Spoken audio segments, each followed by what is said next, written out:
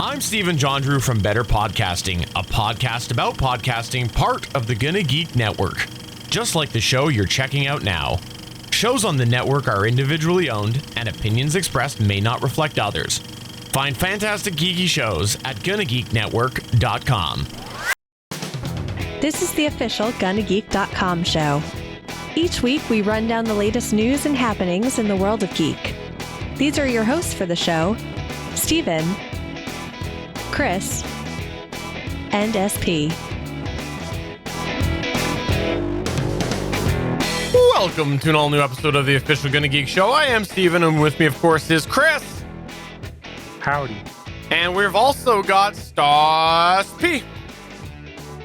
Hey guys, I think we should hurry this up a little bit because I have a 9-hour live stream I have to catch up on from today because I was at work. I couldn't see it. 9 hours. Yes, the 9 hours of them sitting around.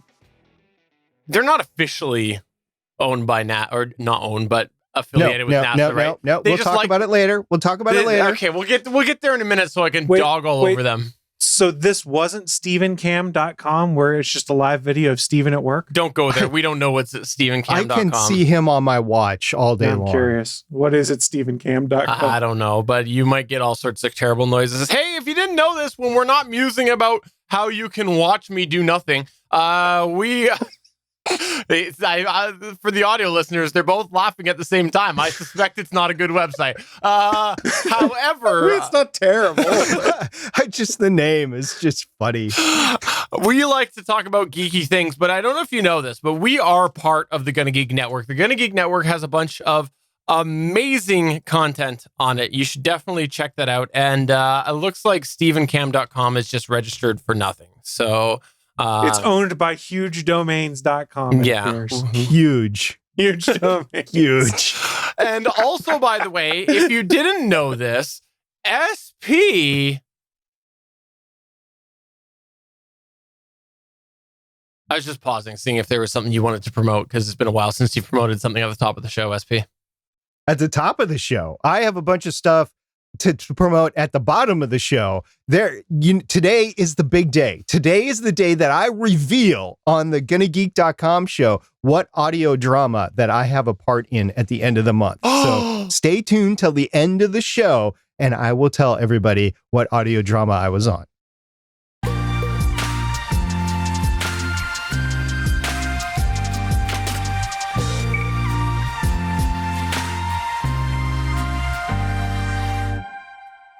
You know, Chris, last week we talked a little bit about the Nintendo Switch and how terrible Nintendo is. And so I thought that what we should do is not mention them at all this week. So let's go to your news. I'm here to rub some salt in your wound, Steven. We're going to talk about Nintendo products. In fact, the oft-rumored Nintendo Switch Pro, we've kind of gotten some information on what may be coming to it, courtesy of some leaks that have been reported by Bloomberg and a variety of other sites out there. Now, one thing to keep in mind, these are leaks and rumors. Nothing is confirmed. Nintendo, as is normal, has issued no comment when asked about any of these leaks that have come out. But let's talk about what may be coming in the refresh of the Nintendo Switch. And if you think about it, we're about due for a refresh. That console is, about 4 years old right now?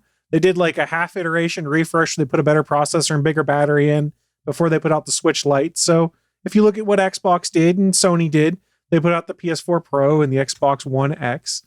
We're getting to that point where Nintendo's doing a similar refresh. So it's not unheard of what is going on here. So according to the leakers, the Nintendo Switch Pro will be a significant improvement on the original Switch. Suppose it will feature a larger, brighter screen, OLED by the way, but it's also set for massively enhanced internals, they're saying. A report at Bloomberg says the new Switch Pro will feature a 7-inch display, as opposed to the current 6.2-inch display. It will no longer be LCD technology. They will be flipping it over to an OLED screen, which is awesome if you're someone who's used a cell phone with an OLED screen, or like the PlayStation Vita, which had a very bright, vibrant OLED display in it. It made a huge difference for playing games on. The current Switch right now uses LCD tech. It's old. It's what's been out there for ages. It's perfectly fine, but you'll notice a difference if they actually do put out a Switch with OLED displays in it, supposedly being supplied by Samsung as what I'd seen in some of the reports online, because they had a surplus. So smart on Nintendo there. They're also reporting that the new Switch will support 4K television output when docked and connected to a screen. It will supposedly still be 720p when you play in handheld mode, but will have the capability to put out a 4K picture when docked and plugged into your TV. And this is an interesting thing we get into with the Switch now, is because of its hybrid nature, like when I play my Switch, 90% of the time it's in handheld mode anymore. It's not actually in docked mode. So I don't know that that's necessarily as important to me, but folks who are, say, Twitch streamers and things like that, being able to put a better picture out and being able to put that on their stream, that's probably helpful for them. They don't have to worry about bandwidth limitations either. This is something that I thought was actually pretty fun, is that the rumored name for the Nintendo Switch Pro is not Nintendo Switch Pro, but supposedly they're going to call it the Super Nintendo Switch. And I'm totally okay with this because it's kind of an homage to the Super Nintendo Entertainment System from the 90s. I can dig it. I'm really excited. When you go and look through some of the other breakdowns here, they are kind of showing or theorizing that the upgraded tech inside will not be as powerful as the current PlayStation 5 or Xbox Series line of things, but will incorporate some of the DLSS technology and things like that, supposedly. Again, it's all rumors, but it all sort of makes sense. Now, here's where we get into the tricky aspect of things. These are all rumors, like I said, that Nintendo has confirmed. So obviously we have no idea what the price point is going to be. And if I had to guess, it's probably going to be at least a couple $100 more expensive than the traditional Switch. Maybe we see a price drop in the original Switch and then this come in at, say, $200 over whatever that price drop is. Don't anticipate this being super cheap. And let's be honest, the Switch has been out for 4 years and it's still $300. There's been no price drop. So I would, if I had to guess, Switch Pro $500. So I did some quick research, and you're absolutely right. The Nintendo Switch has been out for 4 years. It was introduced on March 3rd, 2017. So getting a refresh now actually makes some sense. And in comparison, I just want to throw this out there. The Apple TV 5th generation was announced at an Apple special event September 12th, 2017. Also in need of an update. I'm not familiar with this true? Apple TV that you speak of. I have no idea what it is either because I had to buy a Roku to replace my Apple TV. Is there any other updates about this rumor, Chris? Well, I mean, I see some comments that were put into my show notes. Do you want me to read those for you, Stephen? I think you should read your notes on your article exactly as you've inserted them into the show document. That's what I think you should do. So, Hold on. The last edit was made a minute ago by Stephen John Drew.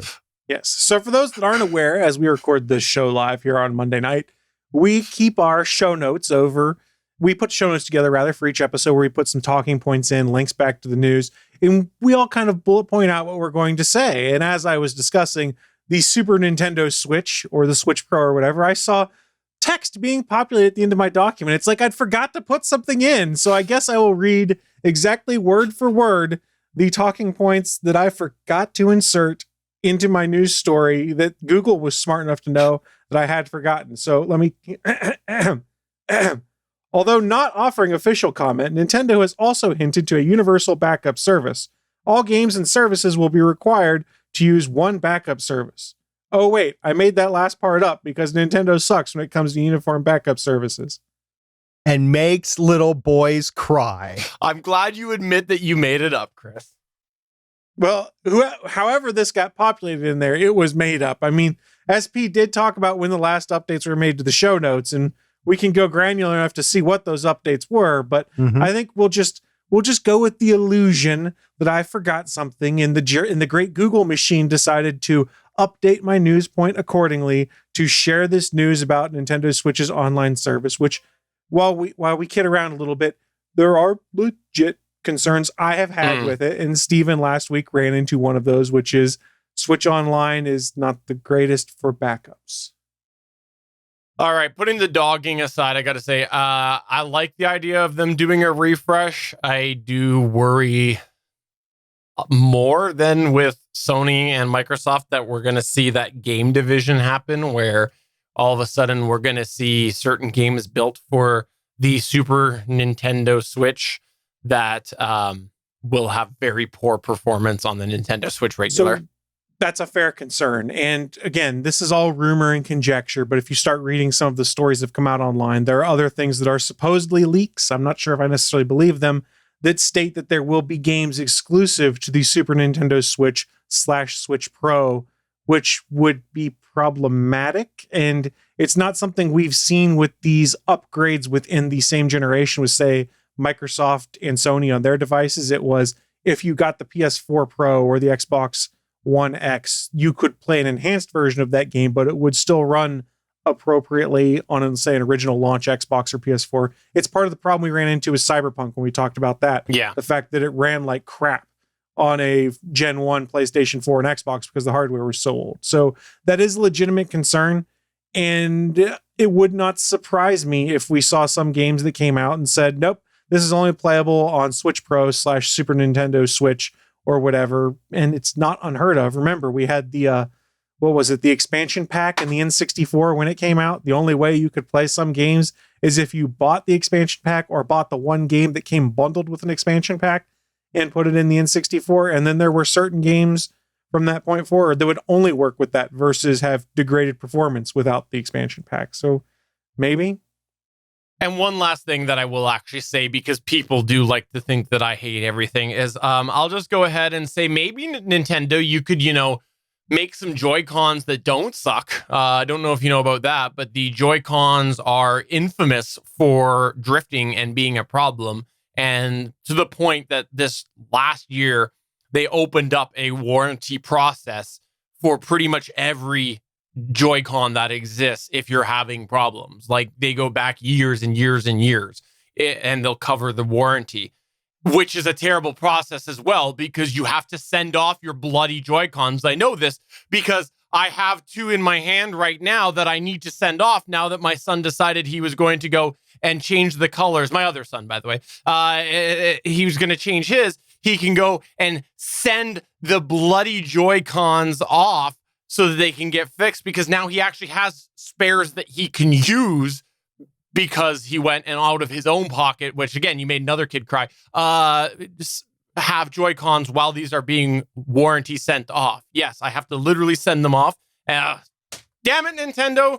Your game is too popular for the quality that it is. So, devil's advocate, how would you suggest they handle a warranty replacement on that? Send you the Joy-Cons first, because then people would never send in credit card deposit. Well, that's true. I've had it done with phones before, where that was the process they did, was they took a credit card deposit, sent off the phone. I could see that, but that's not necessarily conducive to a minor wanting to trade them in. However, I think the option should be there, because otherwise you're literally without the controllers for your game for 6 weeks plus, was when I filed this at Christmas, was what people were saying.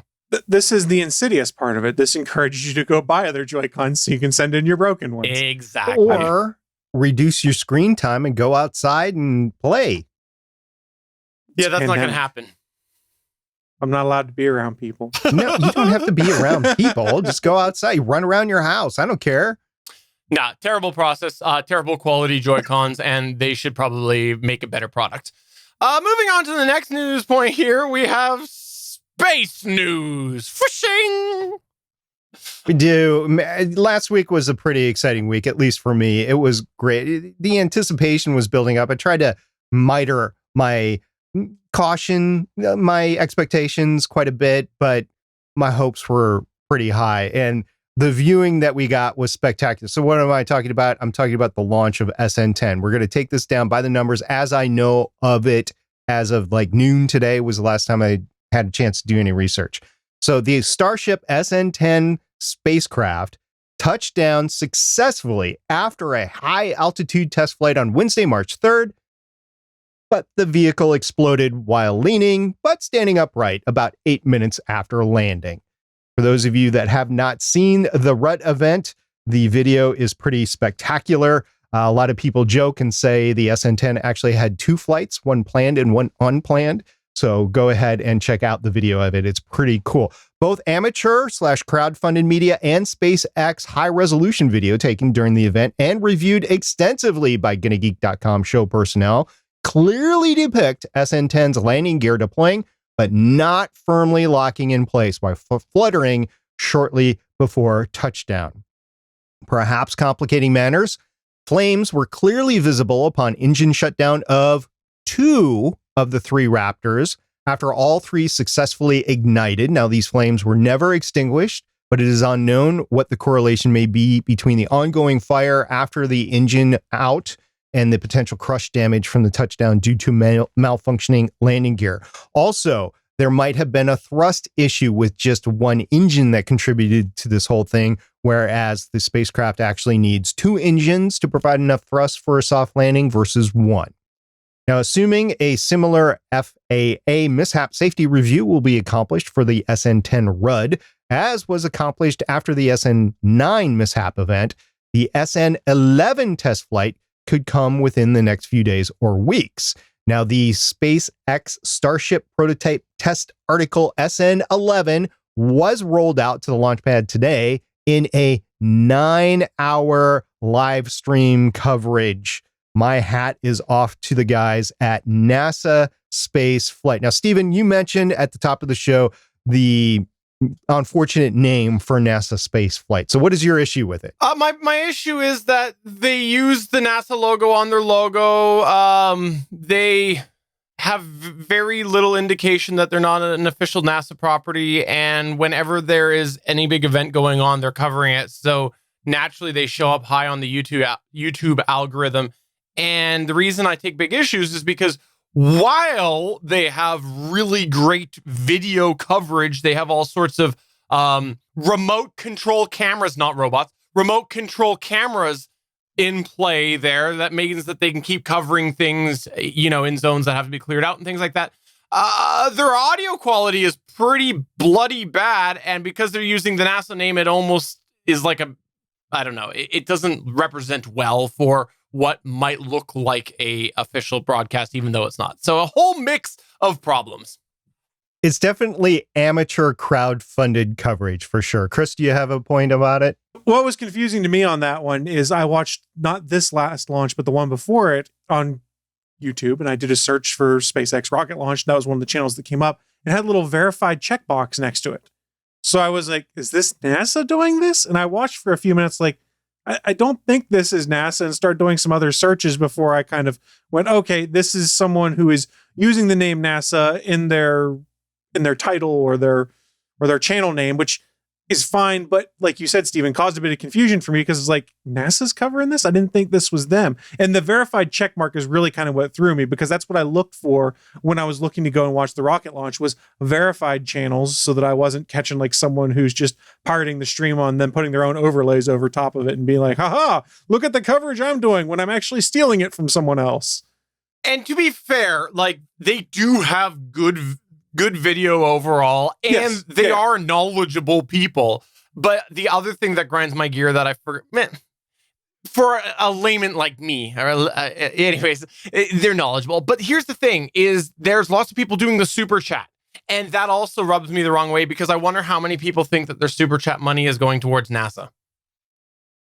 But I don't think NASA uses super chat. Exactly. Stuff in there. Exactly. But you don't know. People who are donating, they might not know it's going to something else. This is a separate problem outside of like space coverage. It's a problem that you have with YouTube and Twitter accounts and things like that name their accounts similar to the official account names. And I don't think it's done maliciously in this case. This is done this way because it makes sense for what they're named. But you see it with some other folks that will maliciously name their Twitter accounts. So if something's supposed to have an L in it, they put an uppercase I or something like that in it to make it look like it is similar to the official accounts. So while I agree it's problematic, it's not malicious in this case. So I'm just more like, hey, these are enthusiasts that wanted to make sure you could find their stuff. It's not really problematic to me. It's annoying, I guess, a little bit until you realize what's going on. SP, what's your thoughts? So I actually know the history of this and the name. And honestly, this is a discussion that probably would be better off over at Better Podcasting. So this is a branding name issue because they started this 10, 15, 20 years ago. They were covering literally NASA launches. They were covering shuttle launches. So the channel name was named NASA Spaceflight. And because it just took off over the years, they just kept the channel. They haven't rebranded. Now, honestly, they probably need to rebrand because they're covering more than NASA. They are not just covering the Boca Chica, Texas area. They also cover SpaceX seaport issues, the vessels that are going in and out for landing and catching the fairings and stuff like that. There's been some interesting stuff going on with the ships with the fairing net catching. They've actually had their arms taken off, so don't know what's going on with that. That's just happened in the last week. So they have all this coverage and they cover actual launches. So they're not just covering SpaceX, they're covering anything that's launching from the United States. It's what they do. They're enthusiasts and they're amateur media. I say amateur, they probably need to be thought of as professional, but they're crowdfunded. They're not funded by corporations. They're not funded by advertisements or commercialization or stuff like that. That's why I say amateur. They're crowdfunded. Anyway, that's the history behind this. They're old, and honestly, the name needs to be changed, but it is what it is for now. And they are not affiliated. I will foot stomp this. They are not affiliated with actual NASA. And I agree with all the points you made. And that was your one time SP has agreed with me. So let's move on with this event coverage here. Another site news. The first BM1 test article has been mated to a stronger test stand as it undergoes final assembly and checks before its first test, which will probably just be a tank pressurization test. And as you guys recall, there was a lot of tank pressurization tests that just imploded and nothing happened with them. I doubt they're going to do that with this because it's just so expensive. It's not just a small tank. It's actually the stack booster here. I remember when my doctor sent me for a BM test. Moving on, there has been no timetable given by SpaceX for any future events, and observations are largely from crowd-funded media such as Boca Chica Gal, Mary is her name, and RGV aerial photography, as well as routine coverage from known space news coverage outlets like Space.com, Space News, and Spaceflight Now.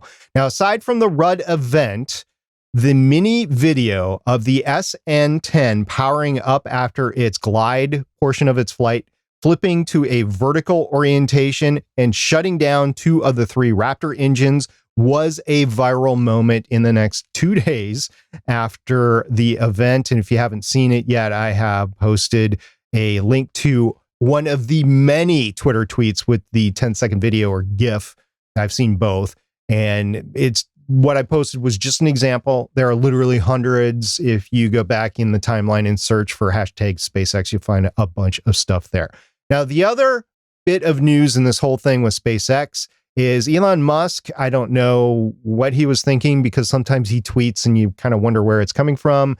Mentioned that he wants to create a new city in Texas called Starbase. Now, it is unclear if he's going to take over Boca Chica, Texas and make it Starbase, if he's going to make a new one or what's going on there. But there's a lot of stuff going on in the SpaceX complex surrounding Boca Chica, and there is your Boca Chica names for this podcast in case you're part of the drinking game. Moving on to another discouraging piece of news, I think, for you two, or at least very worrying, is the Hubble it's probably about a day ago now, posted this tweet. And this is from @NASA Hubble, the actual verified NASA Hubble Twitter account. At approximately 4 a.m. Eastern Standard Time on Sunday, the Hubble Space Telescope went into safe mode due to an onboard software error. All science systems appear normal and Hubble is safe and stable. The team is working plans to safely return it to normal science operations. Now, I know you two specifically have this huge relationship, this huge affinity towards Hubble. So I just wanted to tell you guys what was going on, and we will cover this again next week to make sure everything's okay. Tell me, how many days has James Webb spent in space? It depends on your version of time travel and multiverse. Okay, fair enough. I tell you, the answer as of now in this universe is 0. So still, Hubble is far superior to James Webb in every way that you can think. I heard this was all Suncast's fault. He applied a patch to Hubble because he wanted to watch some pirated cable programming and was using Hubble as a relay. So blame Suncast in the secret Mars base because he just had to watch the hidden season of Big Brother that was on the internet that he dug out somewhere. It was the space Big Brother. I have to give, and I rarely do this, but I'm going to break character here and go in the chat. Kent just put, and he didn't say this, but he posted something that alluded to it. It was Agatha after all. So he's blaming Agatha for the Hubble. Okay, so but we don't know. Like, it sounds like the Hubble's going to go back to normal, right? So it's just another proof of its resilience, and that's the takeaway from today's Hubble story. They just had to turn it off and back on again. IT solutions in action. Funny story. I had to do that with my HVAC system. It was not working. So I had to actually go down to the breaker, turn off both the air conditioning and the heat in the furnace breakers in order to reset the hub, in order to have it reset. And that's a whole nother, another story on smart stuff. Did Suncast do that too? I'm going to blame Agatha on that. Okay. I know we're kind of jumping all over the place here, but there was something I wanted to actually legitimately touch on with the test launch there of the SN10. And I think that we need to talk a little bit more, or at least acknowledge a little more about the point that you said where it did get scrubbed at the 0.1 second mark or whatever that was. Oh, yeah. And the computer scrubbed it at 0.1 seconds. Exactly. Yeah. I think you alluded to that while you were saying that, but that was really cool because it looked like it was about to go and the computer scrubbed it right, like you said, 0.1 seconds. And what I found fascinating about this was the fact that they were able to launch actually an hour or so later, which someone more like 3 hours, whatever it was, 3 hours, an hour, same thing when you've been waiting all day. And so the fact that they could do that, because so many rockets, they were talking about how you had to wait like a week to get them to be able to try again. And here we were seeing this happen a couple hours later. So I thought that was a really cool thing. And I don't know, when the space industry is trying to make reusable rockets, I think that's a good thing that they can go scrub and a few hours later launch. Yeah, to be clear, it was scrubbed because one of the early readings on the thrust on one of the three engines was out of bounds. So they decided to, from what the computer could read, so they decided to scrub the launch. They actually determined that the excess thrust, in this case, it was producing more thrust than they had planned on, was okay. They could use that. So they went with it.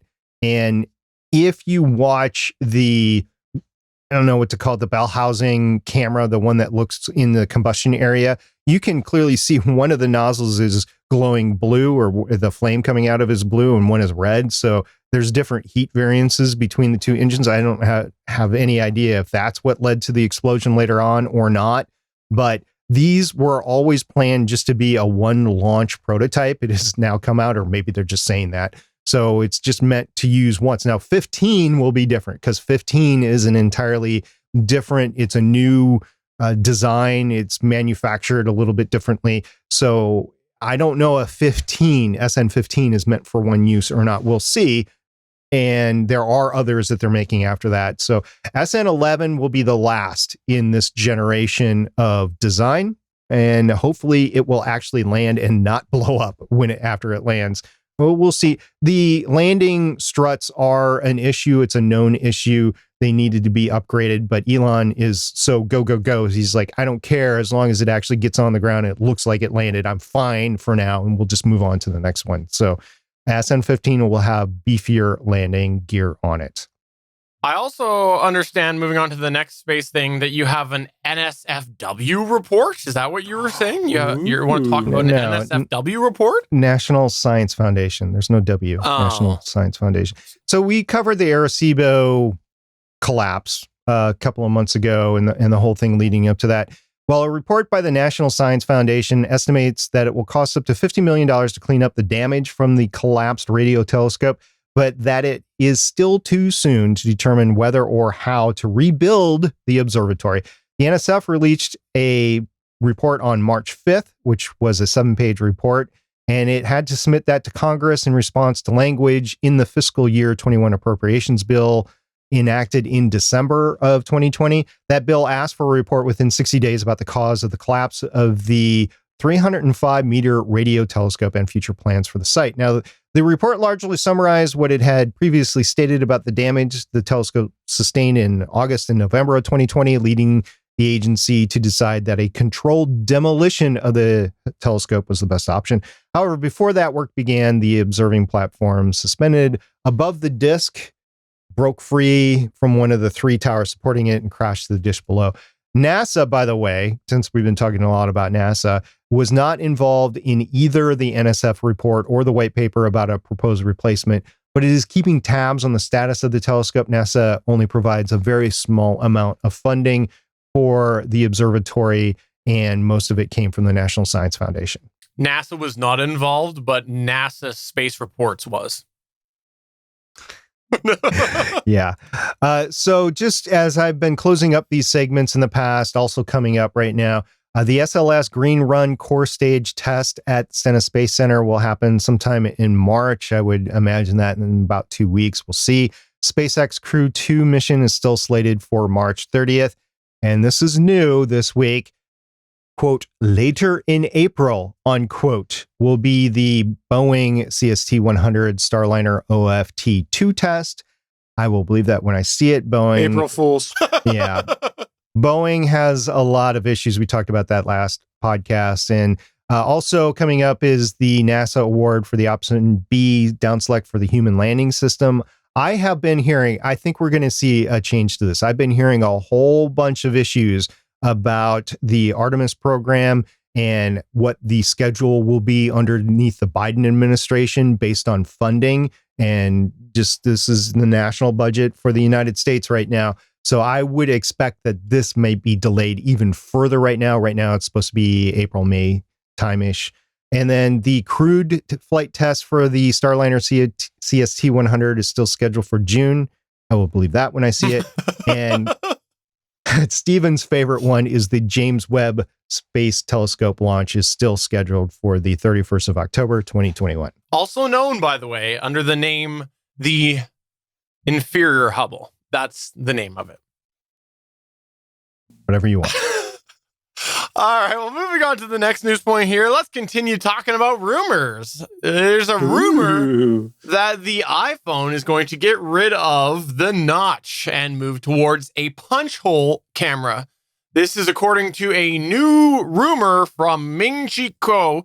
It was that in 2022, there will be a shift with the higher end iPhones, presumably under the iPhone 14 line, that will see the punch hole style camera that we've seen on things like Samsung and Google phones. Apparently, if the production yield to this type of camera and display is plentiful, they might see that across the entire iPhone 14 line, whatever that looks like at that time, which, judging off of this year's iPhone, will probably only be around 40 or 50 different versions of the iPhone 14.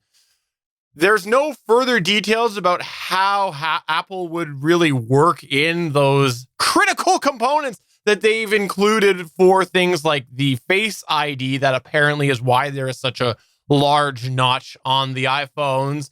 But some people are thinking this will have to do with under-display technologies that I think we'll see continue to advance in cell phones as seems to be going.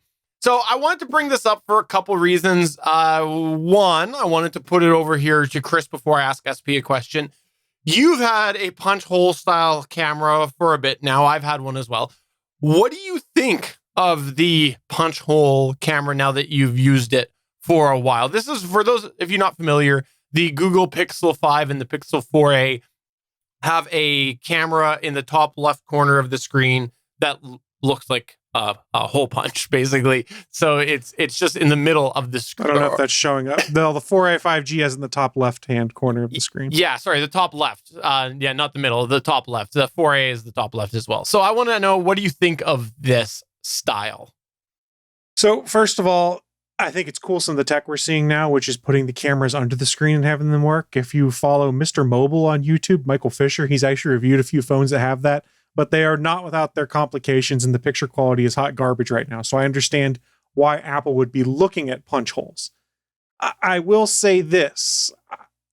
I don't care about a selfie camera. So for the most part, it was, well, all these phones have them anymore, so I guess I have to deal with them.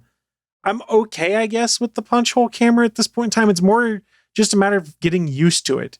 And I don't know whether I'd like it more centered on screen, like we saw with some of the older phones that have been out there, or what they've done on the 4A 5G on the far left-hand corner. What's really weird is, as a longtime Android user, I'm used to looking in the top left-hand corner of the screen for the time up in the system tray. And since that camera's there, it just pushes everything that would be in the tray a little further over to the right. So what's annoying is you can get the clock and about 3 icons, and then none of the rest of the icons would show up that are in your notification tray. So it's okay, I guess. I'm more just used to it, and have acknowledged the fact I really don't have much choice in the matter, because pretty much all of these phones at some point now have a punch hole camera on them. I think even the current line of Galaxy S phones and Galaxy Note phones are also punch hole cameras on them. So it is what it is. I understand the reasoning why you would do that, because it allows you to put a camera in there that doesn't have reduced video quality, stuff like that. If they could find a way to make it viable to have the camera be under the display and not suck, that's the way to go. But the tech isn't there yet. Yeah, my thoughts are pretty similar to yours, is that it was more of an adjustment thing for me. I will say, like, I don't really see the argument to having a notch over a punch hole camera, because, like, either way, you're losing real estate in that corner. So, like, what is the advantage of having a notch if it can be accomplished with a punch hole camera? See, the nice thing is, if you had a notch or even a punch hole that was in the center of the screen, like we saw on, what was the Essential phone, I think it was, had a punch hole in the center of the screen, if I recall correctly, or at the top center, excuse me, not like dead center in your screen. And that actually makes more sense, at least for notifications on an Android perspective, because you can actually show more notifications on that bar across the top of the screen. That's really the thing that annoys me the most. And it's really just annoyance. It's not like I'm raging or angry. It's more of, I can't see all these notifications that are accumulating as easily because they don't show up. What do I need to do to see a raging Chris? I need to see that sometime. Make me watch the Snyder Cut and then have to talk about it for 4 hours, and I will rage. All right. All right. Starling Tribune is coming up with a new episode. I'm retired. Okay. 4-hour Gonna Geek after it's released, coming to you soon. I am officially putting in my notice of retirement from podcasting. I mean, I'm just taking a shot at the Snyder Cut. I'd be able to talk about it, but I try and make it a point in all seriousness not to be raging Chris on the internet, because nobody wants to go see any of us flip our lid about something that's dumb. It's one thing to do it as kind of a gag and play around, but I don't think anyone wants to see one of us have a temper tantrum on the internet as we talk about something. That's true. I mean, I kind of want to see Steven have a temper tantrum because it'd be hilarious. Maybe I will. We've already seen the Rebel. I mean, we saw it about the Nintendo Switch the past couple of weeks. No, SP, you've dogged on the iPhone notch since before you've owned an iPhone with the notch. Now that you've had the notch for a while, what is your thoughts on the notch? Are you thinking that the notch is as problematic as you once thought? Are you used to it? Do you wish the notch was gone? What's your thoughts? I wish in the next iPhone generation, whatever they call it, 14 or whatever, I wish they would use a USB-C instead of a Lightning connector. But the same rumors that we're talking about states that there are no plans to switch the type of connector or enable iPhones to have an integrated thumbprint sensor in the side power button. That's annoying too. So then are you for the notch or are you against the notch? I really, in this day and age, the Lightning connector is really annoying, and I really need them to move away from the Lightning connector. I think I sort of see what SP might be getting at here, which is you don't really have a choice. It's not even worth really getting frustrated about in regards to the notch. It is what it is. We adjust to it. We grumble about it before we have it. We get it, and then we go, I guess I can live with this. So are you for the notch or are you against the notch? All right, I'll give it to you. I am against the notch. I think it's annoying. I think Chris, I wanted to ask a question on yours. I don't remember where the speaker is. You know, if you're holding it up and you're taking a phone call, where the speaker is in yours, because that's integrated into the notch in the iPhone here. It's right at the very top of the screen. You can barely see it. There's a little speaker grill right above the top. Yeah, unfortunately, and it's not going to show up on camera here, but the speaker is down. It's not right at the top. It's down a little bit. So it's more integrated in the notch, and maybe they just lowered it because they had the real estate in the notch or not. I do understand why it's there. I do understand why you got to take real estate away, because you got to put the camera somewhere. And they're doing their best to use the real estate in the top left and right hand, but I am not a fan of it. I'm not a fan of the lost real estate. I would prefer a symmetrical screen. When you put it in horizontal mode and you're watching like a high definition YouTube video or Disney Plus or Netflix or whatever, you lose that real estate over there. It's just blanked out. I mean, you can kind of see that it's there, but it's a lighter black than the rest of the screen. I think it's all annoying. I just give me a symmetrical screen. If you need to take a little bit more bevel on one entire side to do all this, do it that way. It's a compromise, and I don't have any choice in it. I have to have iOS. As long as my little sister is still alive and she's using her iPad to call me, I have to have an iOS device. I have to have an iOS phone because I can get these calls wherever. She's been calling me left, right, and backwards. By the way, she's mentally handicapped and working in living in a group home, and she just got her vaccination shot last Thursday. This is just an example. She was so excited. She has an IQ of 20, and she understood what it was that she was getting. She called my sister, because I was at work. She called my sister 5 times that day, and she tried to get a hold of me. I finally got a hold of her on Saturday, and she was like, I'm above you and everything. She didn't realize what had been going on around her, but she realized she could have it, which meant that she could leave the house. She has not been able to leave the house in a year. So it was big for her. And that phone call meant a lot to her in the last year, meant a lot to her. So for those that don't understand why I use iOS, and I might dog on it from time to time, I use it because I have to. But I really wish I didn't have to use the notch, because that is very annoying. And this is the most premier phone that Apple has right now. It's the 12 Pro Max. It's the highest storage on it. It's the 512. Yes, big spender. Yeah, I understand not everybody can afford a phone like that. I'm old, guys. I'm older than you. I'm closer to retirement, a lot closer to retirement than you guys are. And I just want to enjoy life a little bit and use this sort of stuff. And if I could get it without the notch, I would. So long answer to your question, but yes, no notch would be my preference. And let's be honest, we all know it'll go away eventually, because eventually the tech will be made smaller and smaller. So at the very least, it'll fit into a small bezel, or we'll be able to hide behind a screen. And we've already seen it with Android phones, which are using less sophisticated sensors to do face rec to unlock phone. That's what we need to caveat here. They're not using like 3D depth sensors like Apple is for Face ID, but we've seen them already move away from having the big notches to small punch-out holes to now exploring under-display cameras. It's what we're moving towards. Apple just can't get there yet because of the size of that sensor and the complexity of it. Right. Well, I look forward to seeing what happens there in the future. But let's go ahead and move on to Chris telling SP and I why he has technology that we don't have.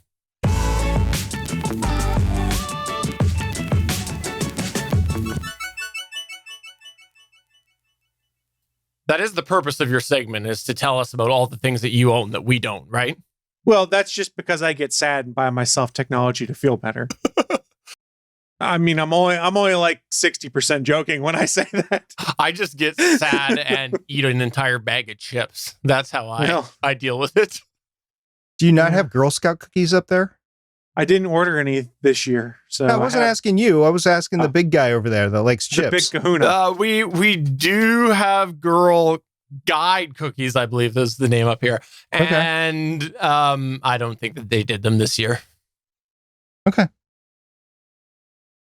So pivoting over to what I was going to talk about. On this show, I've talked about a variety of different Bluetooth headphones, all of the earbud variety. So I'm here to talk to you about another version. And this is mostly because I got a screaming hot deal and went, these would be good to toss in my gym bag whenever I can, go back to the gym. And I don't care if anything happens to them. So what are we talking about today? I bought a pair of the Jabra, I don't know how you say it, Elite 65T Active headphones. What does that basically mean? It's the waterproof or more waterproof version of their 65T headphones.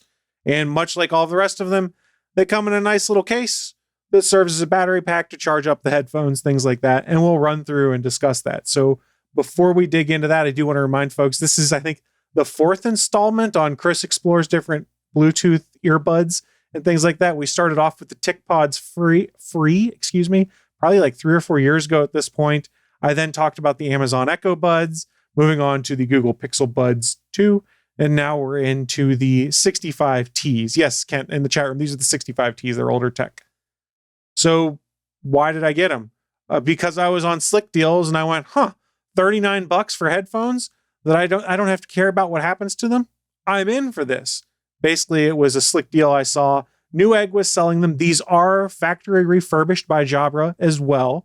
So they're not brand new, but effectively are brand new because of the fixes or they've been returned and cleaned. And what was interesting is I bought them from Newegg, but it shipped direct from Jabra. The shipping label inside and the receipt were all linked to them. So Newegg was literally just the middleman in this case. It was free shipping. So $39.99 for a set of headphones that right now retail for $99.99, but I'd seen some recent sales where they were down to $79.99. That sounds slick. Slick deal you got there. It was a pretty slick deal. Before we dig too deep and dive into this, I want to give a little bit of background on these headphones.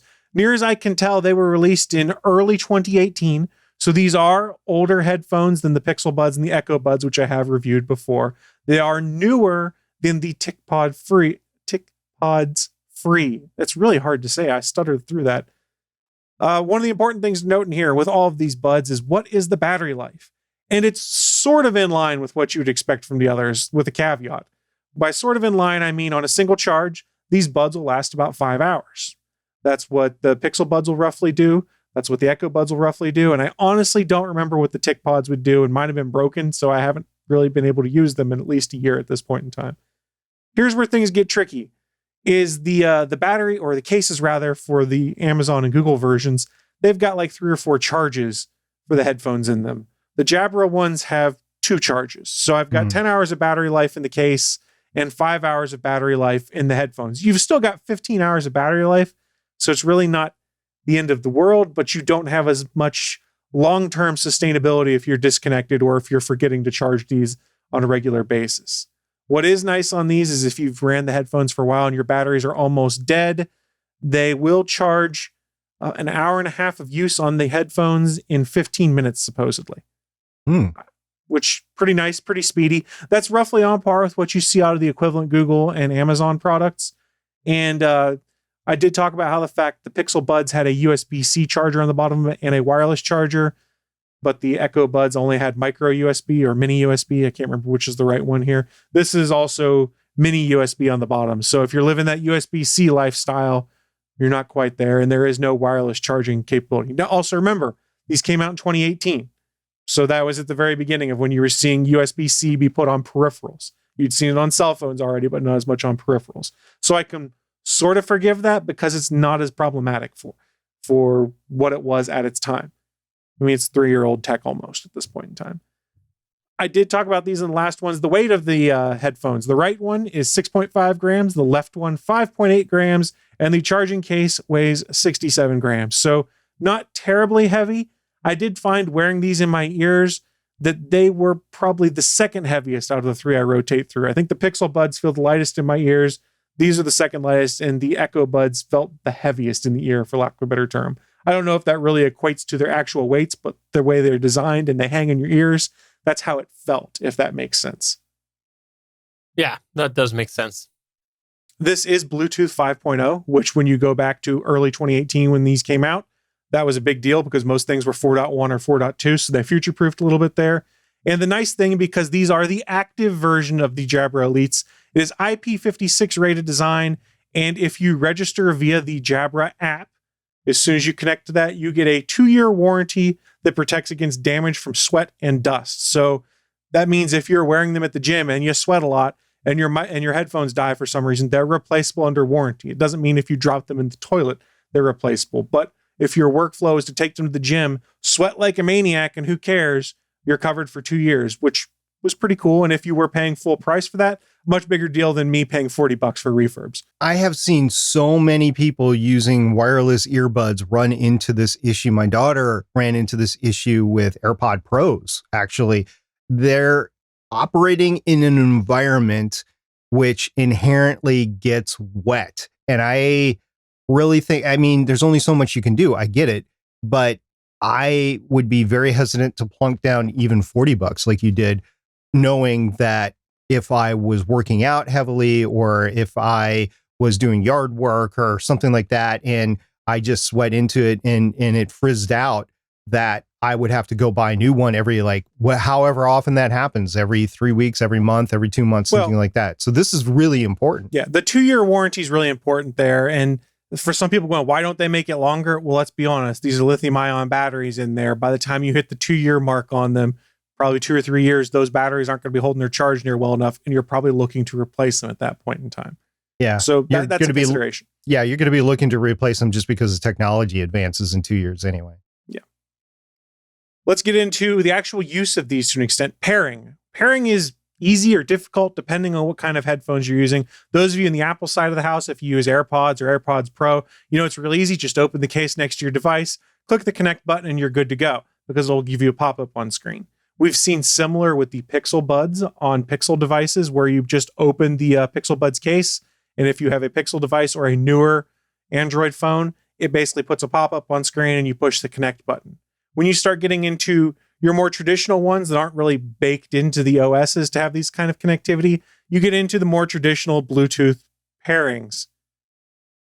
What do I mean in this case? Well, for the Jabra Elites, you have to do it the old school way, which really isn't that hard, but was annoying. And I will say, when I first went to do this, they were not charged coming from the factory. The case was dead and the headphone batteries themselves were dead also. So when I first tried to do the pairing, I got really annoyed because I couldn't get things to work. I'm like, this is what I get for buying refurbs. The damn things are broken. And I went, oh no, I probably need to charge them, which is strange because all of these other ones I've bought have come pre-charged, but it could be a consequence of buying a refurbished set of headphones. So after I charged them for about an hour, so that I at least have charge, pairing was actually pretty easy. You pop open the case, you take out the right headphone, you hold the button for 3 seconds, and then you do the same thing on the left one, and you get a weird, almost British sounding voice that comes across the headphones and goes, pairing ready, open up the Bluetooth settings on your phone.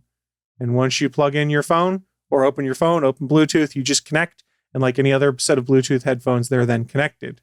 From that point forward, when you want to listen on these headphones, you just open the case and pop the headphones in and they connect automatically. So pairing, not hard, but not nearly as intuitive and seamless as we've seen with the Pixel Buds and the AirPods with their respective platforms. Do you think that it felt friendlier because it was a British voice? I feel like that would be the case.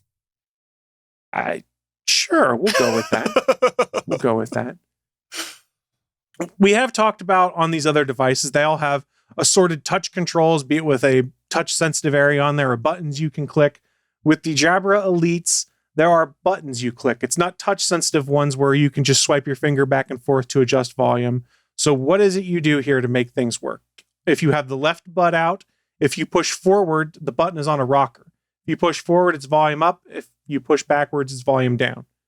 If you have the right headphone out, it has just one button on it, and it is a long press to trigger your smart assistant, be it Amazon Voice Services, Apple Voice Services, or Google Assistant. And for a single tap, I think it's configurable, and I have that set to play and pause currently. So you don't have a lot of button configurations like we talked about with some of these other devices where you could bring up on screen and change what your different swipes do and have long presses and quick presses.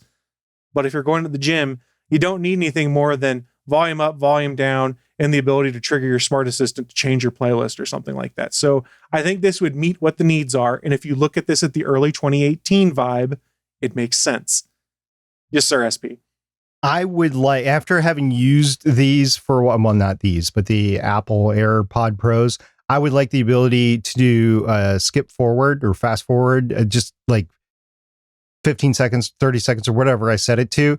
And maybe that exists and I just don't know how to do it. But if it even does exist, just with the one touch control, it's very difficult to remember everything other than on or off. So no joke, when I was listening to podcasts at the gym, that's when the easiest thing to do was, instead of fighting with the headphones or the phone screen, I had a Android Wear smartwatch I was wearing that was ruggedized for that. And I had the media controls on screen, so I could just go over and hit the skip button on the media controls and problem solved. I don't think there's a great way with headphones to do that quick skip, because then you're just sitting there going like this all the time. I did have some wired Bluetooth headphones I was using that were like $20 that had like play, fast forward, and rewind controls on it, and that would do that. But I'm not sure that the wireless buds will do that. Okay. I want like accelerometer controls where like if you just twitch a certain way, it does it. So you look like Data all the time, where you're just twitching your neck. These do have accelerometers in them, and I haven't gotten to explore it very well, supposedly to help with like workout tracking and things like that. But I'd be willing to bet that somebody's probably tried to find a way to do accelerometer controls with them. Or maybe that's why they put it in there originally, to try and do something like that. And I fully admit I have not explored deep enough to know how well or what all the accelerometer does. So it's entirely possible that they might do that, and I just haven't realized it yet because I haven't figured it out. Just one thing to keep in mind. One of the things we did mention with the other buds, like the Pixel buds and things like that, is you could use one earbud at a time and it wasn't a problem. Same with the Echo buds. The Tick Pods, you could only use the right bud. The left bud would not work independently of it. The Jabra Elites are similar. You cannot use a single bud interchangeably. You can put the left pod back in the case and you can use the right one solo. So basically what they're doing is the right bud is the master, which then syncs with the left bud. So again, early 2018 technology. That's kind of what the norm was for wireless earbuds at that point in time. And not necessarily as problematic, because if I'm at the gym, I'll probably be wearing both. And if I wasn't, one of their special features helps, which is they have a noise pass-through capability. So you could tweak the noise pass-through to be listening to your news or your podcast or your music and still be able to hear what's going on around you. So my use case wouldn't have me wearing one bud very often, but I could see where that'd be problematic for some folks. And some folks might be like, I want it in my left bud, my left ear rather. And that wouldn't work in this case. I have an issue in my right ear, so I hardly ever use my right AirPod Pro. I simply don't. I use the left one, and it works just fine that way for me, and I'm glad I have that. So obviously this wouldn't work for me, but that's just me personally. Right. And what you're talking about, it makes, there's other people that are in similar situations, I'm sure. And the way most of these headphones work nowadays is the buds are independent of each other, and you can take a single one out. It doesn't matter whether it's left or right, and put it in your ear and be good to go. Back at this time, and this same way with the Tick Pods that were around that same time frame, the only way they could get the audio syncing figured out appropriately without it screwing up a ton was to do it with a master-slave relationship in that regard. And they've mostly got that fixed so that things work independently with things like the Pixel buds and the Echo buds. But even then, I have times when those will get out of sync because they are both syncing directly with the phone versus with each other, for lack of a better descriptive term.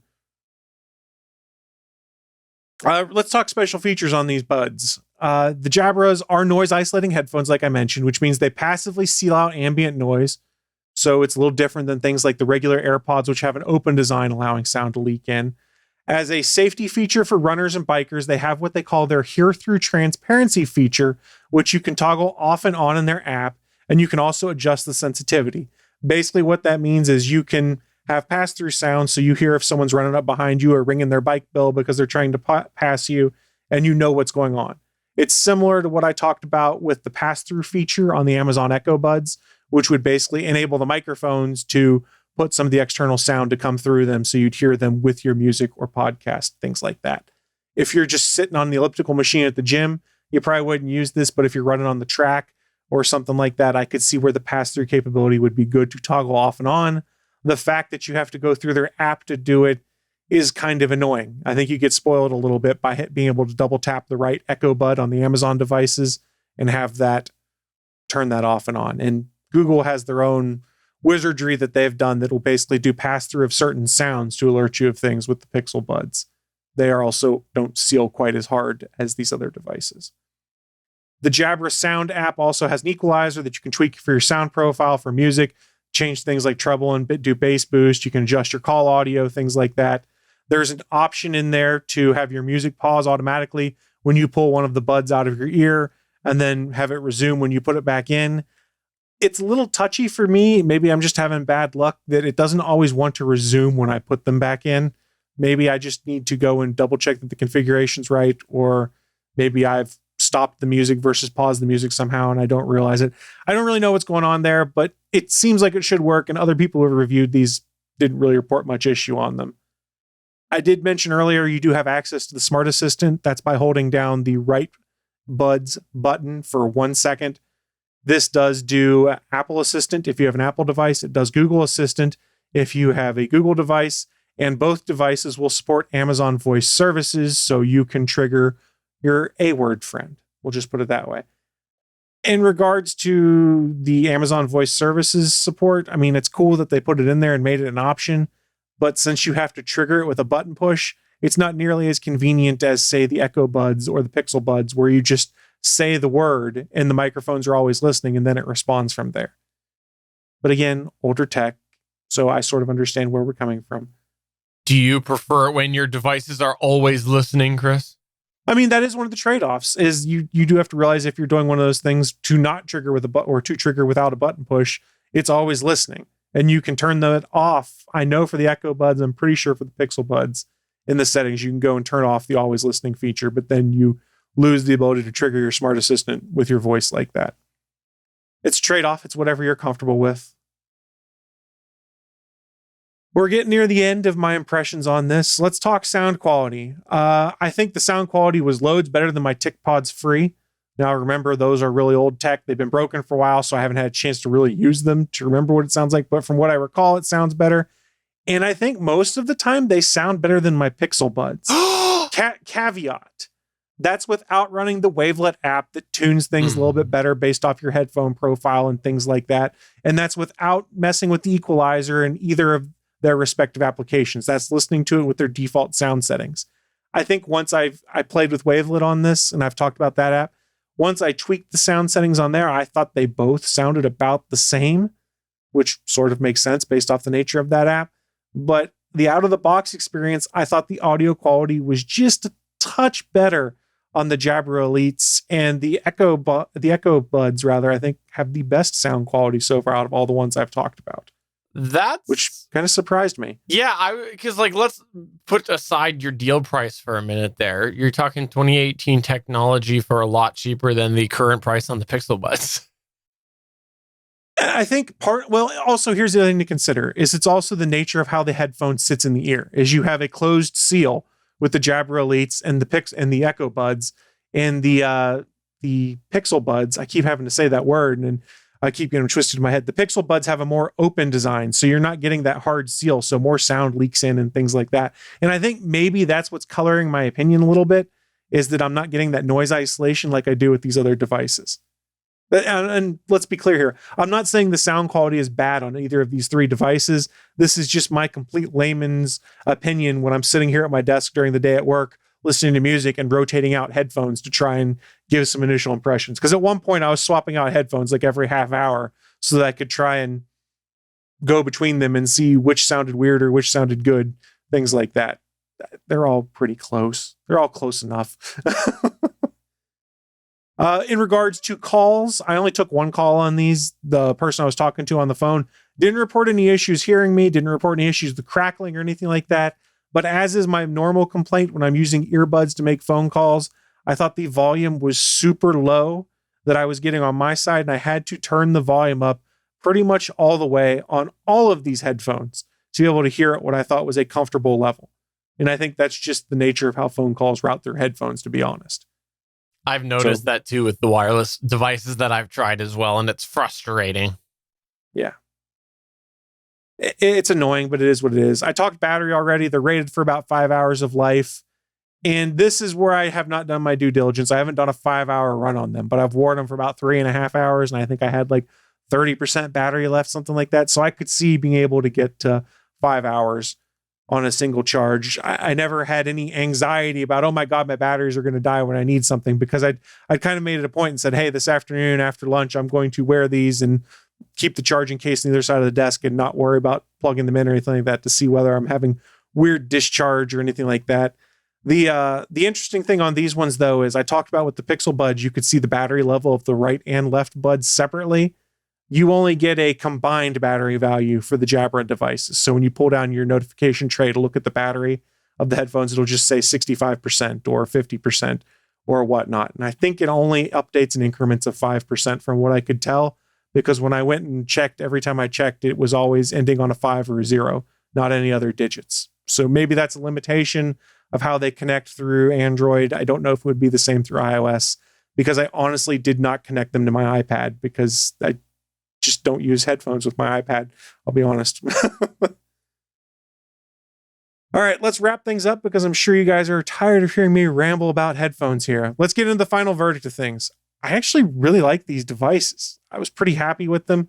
That being said, $39, I think anyone would be happy with these for $39. When we start talking regular price of $99.99, that's where I would start going, it's a bit older tech. I don't have always active listening to do my smart assistants.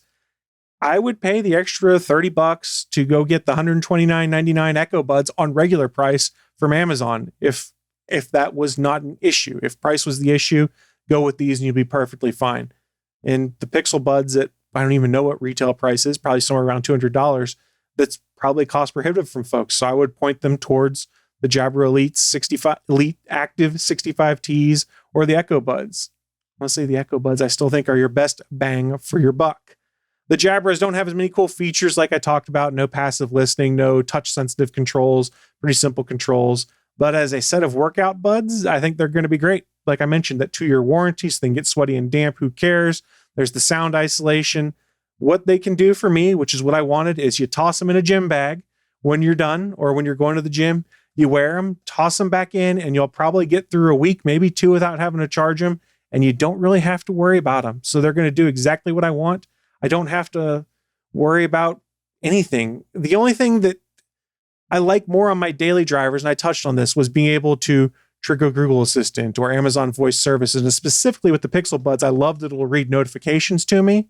And that's not something you can do with these headphones. You'll get your typical chime or your chirp when a notification comes in. But like with the Pixel Buds will not read your notifications to you if you hold down on the right bud for a couple seconds to trigger it.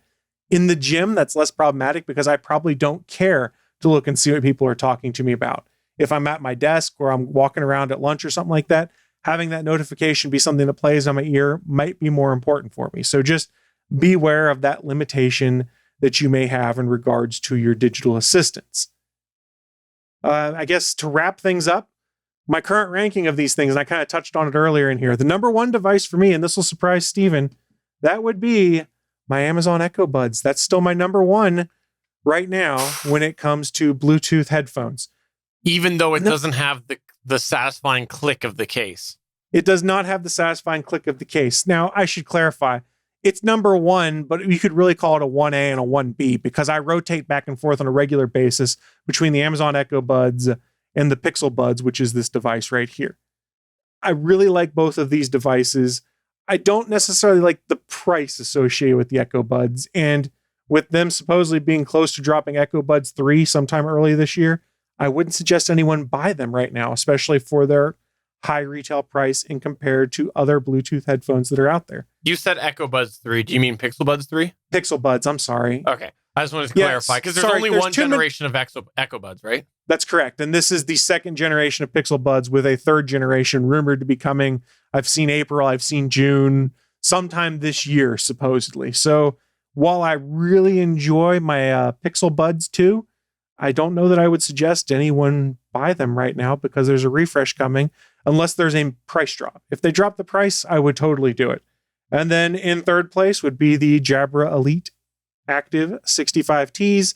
And one thing just to note with these is these other cases are really easy to open. You just kind of flip them and they open. The Jabra case kind of latches and holds itself shut, which is nice if you're tossing in a gym bag because it's not going to accidentally open. So to open this case, you actually have to squeeze the side of the case and then lift it. So you squeeze and it releases a latch inside. So That's actually a pretty cool feature for tossing a bag. So you don't have to worry about, you're not relying on a magnet to hold things shut. It's a plastic latch, which I guess theoretically could break at some point in time, but I think it works best in that case. And then in last place, and this is not an indictment on them because they are a much older product, would be my Tick Pods Free, just because they're much, much older tech at this point in time. And to be honest, might have been broken for probably 12 to 18 months at this point in time. So I haven't really used them and I don't really have a fresh impression of them, but they didn't connect in Bluetooth 5.0, things like that. And they didn't have independent use of a bud. You had to use the right one to be able to do things. They're just old tech, and honestly, they don't sell them anymore because there are 2 generations advanced past that now. So I wouldn't be doing my due diligence if I was telling you guys to look up the old Tick Pods Free and go buy yourself some, because they're just old at this point in time and probably not supported very well, and there's better tech in the newer stuff. So yeah, that's my impression on these Jabra Elite Active 65Ts. Really good headphones for $40. It was a steal. For $100, like I said, I would lean more towards spending the extra $30 to get Echo Buds. That being said, I don't know when they're planning on doing a hardware refresh of Echo Buds because they're also about 2 years old at this point in time. So you gotta gamble, I guess, if you're in the market for Bluetooth headphones at this point in time. Well, thank you for continuing to add to your plethora of reviews of headphones. I actually genuinely like them because you've put a bunch head to head, and it's great to be able to hear the differences. And also, I'm hoping one day that you'll actually review something that's for me, because my name's not Jim, and you keep talking about Jim's bag, but that's not me. So, well, I have to keep saying that so that when I actually get a needle stuck on my arm and have the vaccination, I get back into the habit that I'd been developing of going to the gym. I haven't been going because, pandemic restrictions and stuff like that. And I don't really have gym equipment here. So if I keep talking about and I buy things like this to help support that habit, I'm hoping that the opportunity then affords itself to me to be like, yeah, get back in the habit. Start doing this 3-4 days a week again like you were. I need to be good. Guys, remember about 10, 12 years ago where people were walking around with the Bluetooth in their cell phone talking? We call them Bluetooth douches or whatever. Yeah. You guys remember that? Yeah, they still are out there. They still are. Oh, okay. Continue. I was going to say we've come a long way since then, but I guess in Canada, you're still stuck there. There's still people they're always like the delivery guy that has the independent delivery business that walks down the street and is like, yeah, I'll be there in like 10 minutes. Yeah, I'll make it happen for you. And they're not talking to anybody. They're just trying to sound important. Yeah, but now they don't hang one of those weird Bluetooth headsets off their ear that never would stay in place like it was supposed to. Now they just have like an AirPod or another wireless earbud in one ear probably, and they do it that way. So at least it's a little less noticeable. Fair. I was legit in the grocery store a couple of weeks ago, and this lady was like, I don't know, I thought she was talking to me, and she wasn't. She was talking on her Bluetooth device. I honestly don't know. I think it was an Apple. I think it was an AirPod. I don't think it was Pros. But her hair, she had big hair. I did not see it. So I just kind of looked at her, and then she continued on her conversation. I was like, oh, she's taking a phone call right now. Okay. One of the perils of these things, though, and no joke, is that you may not notice what's going on around you, because I've worn the Pixel Buds into Walmart before, and I was wearing a blue polo and blue jeans because it was casual Friday at work, and I was on my way home to pick up errands. And I had someone that was trying to talk to me while I was in the video game section. I didn't even notice it. And they got real cranky and kind of aggressively tapped me on the shoulder and said, "Can you help me, please?" I'm like, "What are you talking about? I don't work here." because at that point in time, that's pretty much what the Walmart uniform was a blue shirt and jeans. So I was just kind of sitting there minding my own business. I'm like, what the hell does this woman want? I'm just trying to look at the game. So that's what I yelled at him and said, if you don't like my service, you can go talk to my manager. He's up there. I mean, but no joke, if they're just conversationally saying, excuse me, or something like that, and you've got a podcast going, or you've got some music going, and you've got these smaller buds in your ear that aren't exactly noticeable, you're not going to hear them. That's so true. Well, thank you again for doing that. That's great. And I do look forward to whatever the next edition is of your list. God, hopefully nothing right now. What am I going to do with a fifth set of Bluetooth headphones? Take them to the gym. Yeah. My backup gym headphones. That's going to go ahead and take us to the end of the show. Before we go, SP, go ahead, plug and promote all the places you're at. We'll extend the show by 35 minutes for you to go through them all. You joke, but this week it actually might be close to that. So here's the big reveal. I will be on a one-shot episode of Mercury Theater Podcast. Now, they do special creator interviews of guest actors or writers or producers of audio drama or whatever. So I did a guest interview for this. The interview is out as of today. So go to Mercury Theater Podcast and you will hear me being interviewed by John, who's the producer over there at Mercury Theater Podcast. Also, the audio drama one-shot episode itself releases on March 29th. Today, also, I had a episode of Oof, Right in the Childhood, which is a Disney movie rewatch going back to the earliest Disney movies all the way up to current.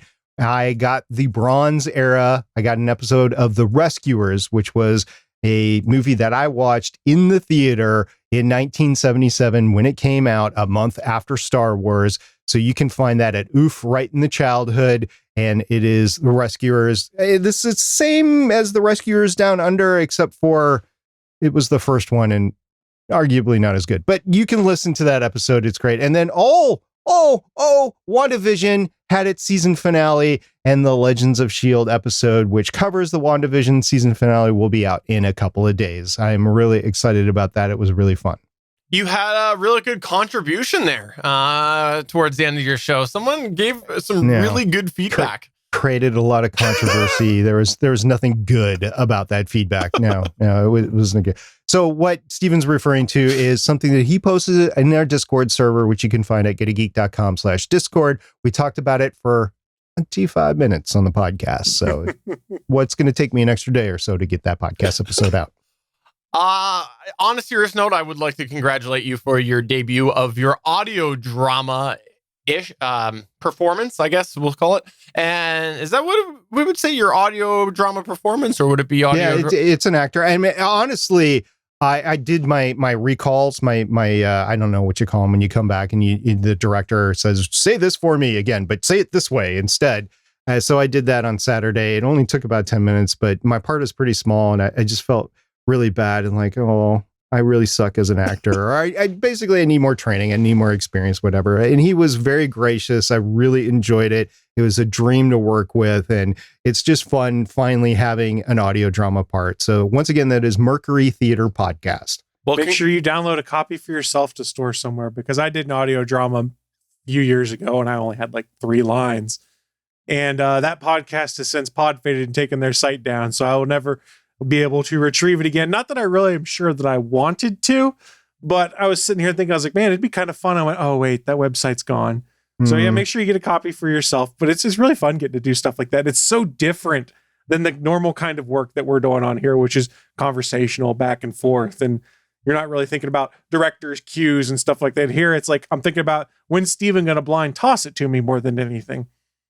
Which, of course, takes us to our final point of the day. What did you want to plug or promote, Chris? I want to promote Steven's blind tossing to me. No, in all seriousness, coming up this week, Willie Nelson was off this week on the All Things Good and Nerdy podcast, but he does return this upcoming week after a week off, and we are bringing back one of the much requested segments, which is his advice column, where Willie gives advice, and he does take it seriously. And we have gotten some submissions already on Discord. If you guys want advice from Willie D. Nelson on anything, we all will chime in, of course.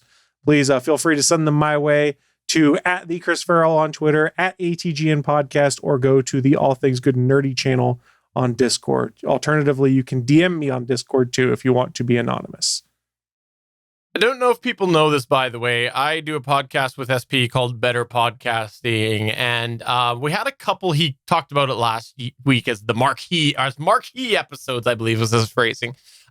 If you want to check it out, we talked a little bit about moderating a podcast community in episode 246. But I want to say, if you got questions about creating a podcast community, come to our Discord that Chris and SP both just mentioned, because Chris Farrell is also a moderator on a couple different communities, and I'm sure he would be happy to answer any questions that you might have about moderating a community, because he is involved with several. So come to our Discord if you got any questions about that. Don't ever volunteer to help moderate a Reddit channel, a subreddit, because then you just start seeing the worst in humanity at times. Especially in gaming subreddit where you're like, what the hell? This guy's like, I think this game's really cool. Why are you going on this 5-minute diatribe about why you hate the Nintendo Switch? This has nothing to do with him being like, I like Game X. I'm like, ugh. Well, we could have made that episode a lot shorter, SP. Just 5 minutes, don't do it. I can tell you that too. I mean, just this morning, I think it was the first time in months we had to actually lock a thread, lock a post. And we were like, no, this is not going well. But we didn't want to delete it. So we just locked it.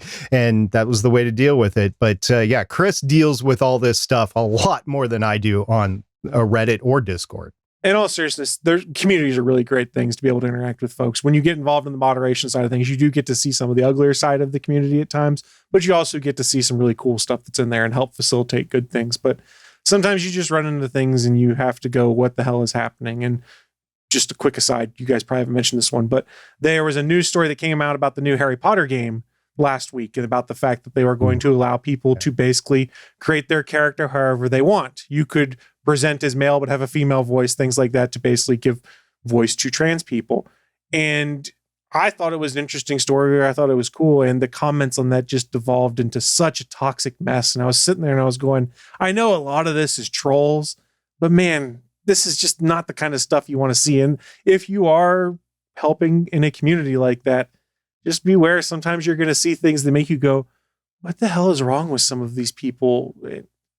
And I don't care what your opinions are on the game and things like that. Just some of the comments that were coming out in there were just gross, disgusting, and obviously people trying for shock value reactions. But we had to lock it and shut it down, despite the fact that there was good conversation going on too. So come over to gonnageek.com/Discord and chat with us over there if you got any questions. And Chris will tell you all the reasons why you don't want to have a community. Oh, I'll spill all the tea on dirty side of communities. Is it boba tea? For episode 368 of the official Gonna Geek Show, I'm Steven saying, hey, SP is now among the audio drama performers. I'm SP saying we'll see you guys next week. Talk more space stuff. I'm Chris, and I got to figure out how to use 4 sets of headphones. 5 coming soon. I'm sure he'll buy another one. You getting me some AirPods? No. No. You don't want them. They're going to update. Bye. Well, I'll take them if Steven gets them for me.